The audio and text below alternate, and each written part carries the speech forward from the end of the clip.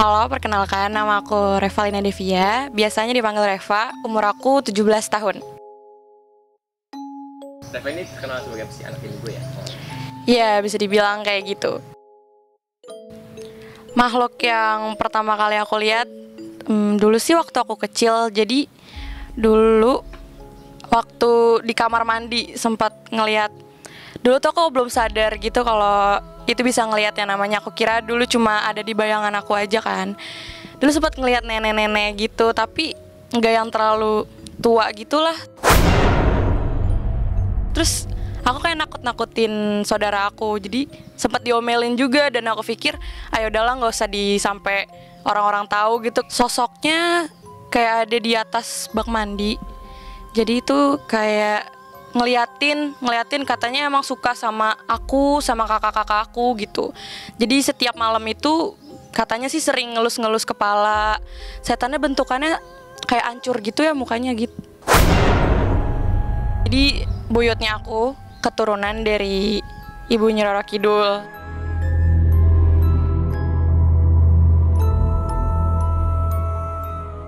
Ceritanya yang sering aku denger tuh kayak gitu. Dan sampai sekarang kayak ibarat kayak sering doa-doa gitu masih sering dilakuin sampai sekarang. Dan itu turun-temurun. Iya, dari buyut.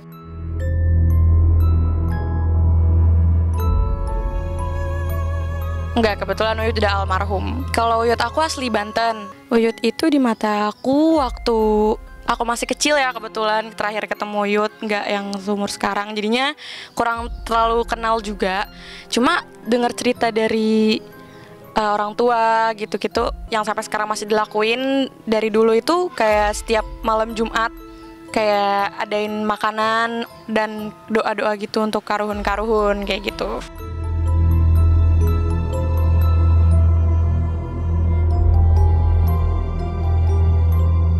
Kebetulan waktu kan aku tahu ya aku dapat keturunan kayak gitu. Kebetulan juga aku nggak ada saudara seumuran yang emang bisa kayak aku. Cuma jadi kelas sana nggak ada temennya dan lost sendirian gitu kak. Aku kan di umur masih 17 tahun ya. Dulu juga pas bisa ngeliat belum genap 17. Jadi aku ngejalanin juga kayak nggak ada bimbingan gitu loh. Jadi kemana-mana nggak ngerti, terus jadinya kayak diikutin sampai sekarang mungkin masih ada sosok cewek perempuan. Ceweknya ini bentukannya kayak kebaya gitu. Di situ posisinya, jadi waktu aku SMP kelas 3 SMP kelas 9 ya, di situ itu pertama kalinya aku kesurupan. Benar-benar pertama kali di situ kan. Sosoknya cewek dan hampir 1 jam kesurupannya nggak selesai. Udah kayak didoain sama guru aku, guru agama gitu. Nggak ada yang bisa ngeluarin juga karena dari badan aku sendiri juga nggak ngerti cara ngeluarin. Di situ aku masih nggak ngerti apa-apa. Terus posisinya di situ tiba-tiba kayak ada keturunan macan dari mama aku. Tiba-tiba datang, dia tuh kayak marah gitu. Marah, nggak suka kalau anak cucunya digangguin, badannya dimasukin sama sosok-sosok lain itu nggak boleh katanya kayak gitu. Terus jadinya waktu macan itu masuk, kebetulan di situ teman aku samperin ke rumah aku dari sekolah untuk manggil mamaku. Nah dari sana pas mama aku datang, kayak gimana pas macan itu tuh kayak langsung nunduk gitu loh, kayak bilang, saya sudah lama tidak bertemu, di sini saya ingin menolong cucu saya gitu katanya. Lama sekitar 30 menit lebih, hampir 1 jam benar-benar nggak bisa keluar. Itu first aku kesurupan, jadi kaget juga, nggak tahu harus apa yang aku lakuin gitu. Sosoknya itu kuntilanak. Dia tuh kayak batu banget, susah banget dibilangin, didoain apapun dia juga nggak mau, susah ya. Jadi yang ngeluarin itu, jadi pas kuntilanak masuk langsung diganti sama macan itu gitu. Waktu tahun 2020 di situ posisinya aku bingung, ini kok aku ngeliat cewek ya, cantik banget ceweknya, pakai baju kebaya gitu kan.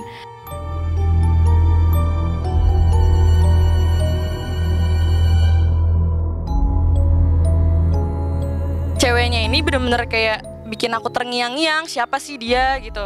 Aku pikir dia cuma ngikutin aku biasa kan. Dan lama-lama kok ini cewek ngeganggu gitu jatuhnya. Kayak dia tuh bener-bener bikin aku lost gitu loh Kak. Kayak gak sampai dia tuh bikin aku ngejauhin dari Tuhan gitu. Bikin aku jarang ibadah, terus ngelakuin hal-hal buruk. Jadi tuh kayak dipengaruhin sama si cewek ini gitu. Sampai sekarang sosoknya masih ada, tapi udah dilepas semua, nggak semua, dilepas sedikit gitu. Jadi tuh sempat dia cewek ini nanam batunya itu bentuknya goib di hati. Sempat waktu pas aku pernah ikut kegiatan kayak silat gitu ya. Nah terus di sana guru aku kayak bilang, ini kamu kok ada yang nanamin batu di badan kamu gitu.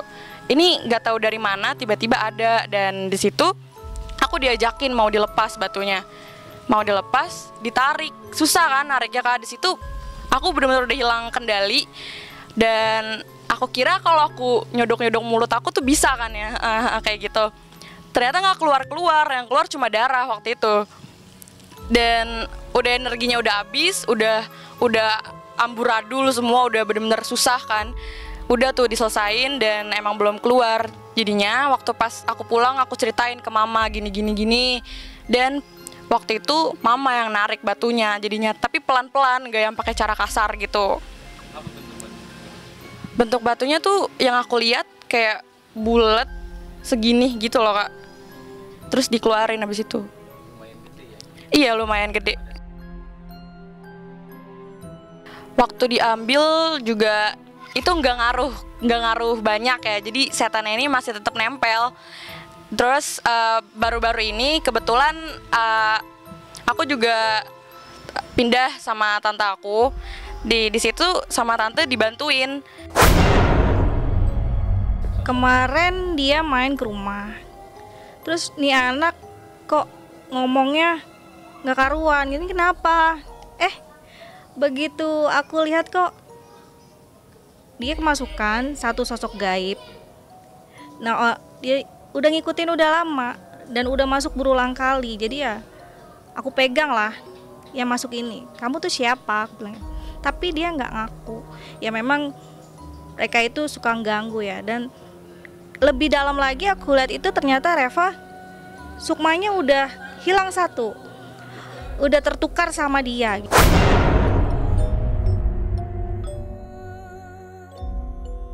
Sakitnya kayak orang apa ya, nggak sadar diri gitu.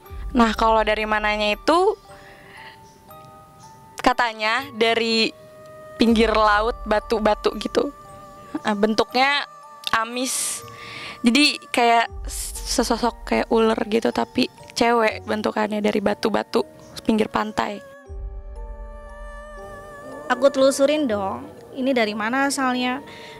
Dan aku sempat pindah dimensi ke sana. Ternyata Sukma Reva itu ada di satu alam deket laut, cuman di pinggiran laut ada bebatuan-batuan gitu. Langitnya pun kayak langit mau maghrib, oranye-oranye semua. Aku panggil-panggil, Dek Reva gitu. Dia nggak nengok, nggak apa ya. Kayak orang di. Ya akhirnya aku ambil aja, aku tarik aja, aku bawa pulang. Jadi Reva aku balikin dan goib itu keluar. Alhamdulillah sampai sekarang pun nggak berani masuk-masuk lagi karena posisi Sukma Revanya udah balik ke semula. Nggak sempat ngobrol apa-apa, cuma aku kalau setiap malam dibikin kayak badannya pada sakit. Terus kalau setiap ada masalah kayak kehilangan kontrol gitu, kepala sakit. Jadi kayak suka apa ya, nggak bisa ngendaliin diri gitu, badannya pada sakit, nggak sadar setiap malam. Jadinya emang kayak gitu harus diobatin kan ya Kak, karena kitanya juga kurang bekal atau apa. Jadinya di situ aku mau diobatin. Dan yang sama tante aku ini, aku dibilang katanya kamu harus perbanyak sholat gini-gini gitu. Dan sampai sekarang masih lagi di prosesnya, masih proses penyembuhan, belum ketahuan gimana hasilnya nanti, masih jalan. Insya Allah dijaga terus. Ya semua tergantung Revanya, dia mau atau enggak itu tergantung dia ibadah dan membentengi diri dengan ibadah. Ya sejatinya kita sebagai manusia itu harus tahu kewajiban kita tuh apa, dan jangan lupa membentengi diri kita itu dengan dekat sama Tuhan melalui beribadah yang baik, karena mereka nggak suka deket-deket sama orang yang ibadahnya bagus. Sebenarnya makhluk itu kayak punya tingkatan gitu ya. Kayak ada makhluk yang biasa-biasa aja sama yang tinggi gitu.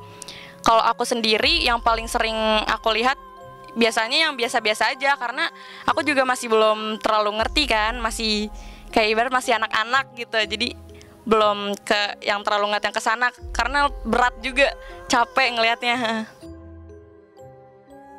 Dia sosoknya ganggu, biasa aja dia, ya kayak setan-setan biasa gitu. Oh, yang bisa aku lihat sehari-hari yang biasa gitu ya. Ya paling kayak kuntilanak, pocong, genderuwo. Yang paling banyak sih kuntilanak.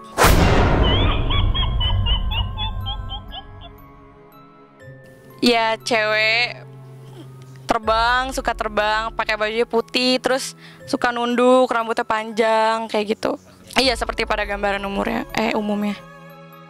Kalau dari pengamatan saya nih kan, karena kita dari kecil sudah bergesekan sama hal-hal spiritual, karena nenek saya kan tadinya memang suka bantu orang gitu. Dan dari kecil tanpa disadari atau tidak disengaja kita memang sering bergesekan, dan hal itu jadi magnet buat mereka. Yang aku lihat mereka cuma kayak mau main gitu, usil, mau mereka ditauin sama semua orang, jadinya jatuhnya kayak mereka mau caper, cari perhatian gitu, jadinya gangguin gitu. Iya ya, kebanyakan setan kayak gitu, pengen ditauin. Jadi mereka dengan cara masuk manusia gitu, jadi mereka bisa ngenalin dirinya. Masih ada sampai sekarang. Bentuk gangguannya masih sama. Dibikin kayak, kakak tahu gak sih kayak orang yang sakit mental, tapi ini tuh karena gangguan setan. Jadi keseringan kita digangguin atau kemasukan, mental kita juga bisa rusak gitu loh, kayak apa ya, otak kita dibikin konslet gitu. Iya, jadi yang aku sering rasain sih kayak suka sakit badan, terus kayak nggak sadar, kayak bawaannya kayak mau mati terus gitu.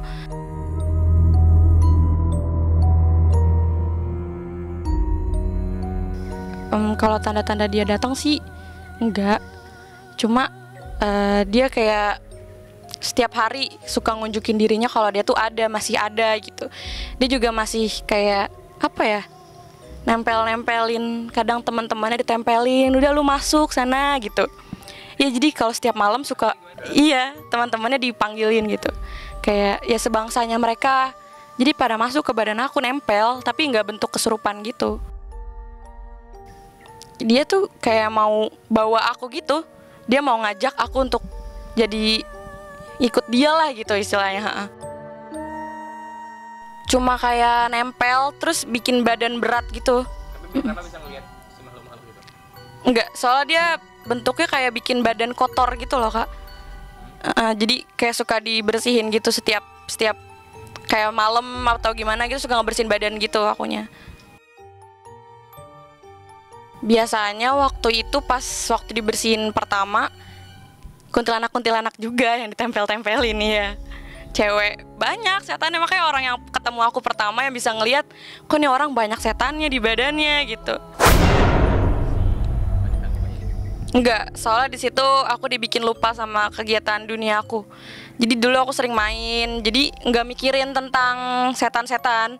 Jadi ya terserah lah mau ngapain, kayak saya nggak peduli. Dan waktu pas udah banyak, waktu aku datang ke keluarga aku, ini kok banyak banget setannya, harus dibersihin, diobatin gitu. Karena nggak baik, bisa bikin gila kan jatuhnya kalau kita nggak kuat gitu. Jadi kayak mau dibikin nggak sadar, kitanya kayak mau dibawa, jiwanya mau dibawa gitu sama dia.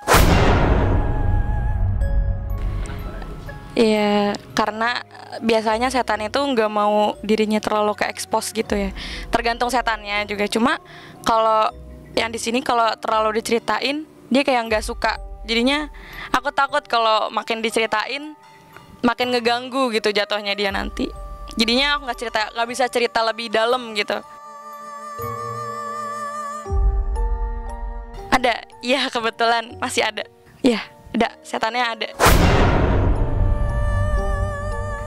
Dia cuma bisa ngeliatin dari jauh. Dari jauh ya. Iya, nggak berani dekat. Soalnya ada tante aku juga.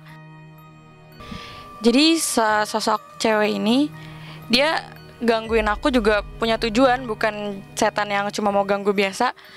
Tujuan si cewek ini ke aku sampai hampir 1 tahun lebih itu karena dia mau bawa jiwa aku, mau bikin kayak gila gitu. Dibikin bawaannya mau mati terus gitu. Iya, sampai saat ini juga masih nggak tahu. Masih kenapa sih mau bawa aku gitu ya.